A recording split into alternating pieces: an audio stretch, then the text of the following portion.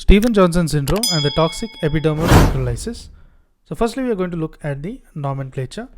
That is, in case if it is less than 10% of the body surface area, it is nothing but the SJS. And in case of it's 10 to 30, it is the SJS or the TEN, which is overlapping.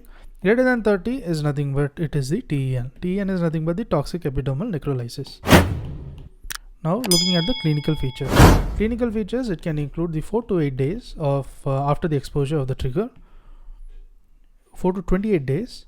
This is after the trigger exposure. And next, the acute influenza, like acute influenza, this is like the prodrome, as well as there is the rapid onset.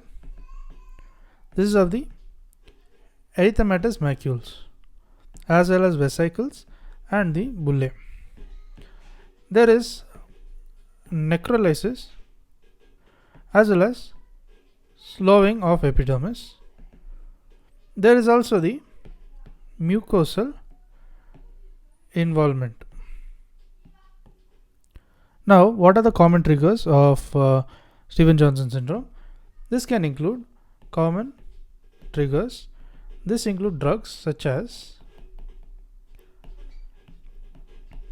allopurinol, antibiotics such as the sulfonamides, and anticonvulsants. This includes the carbamazepine, lamotrigine, as well as phenytoin. Then NSAIDs, NSAIDs such as the piroxicam, as well as the sulfasalazine.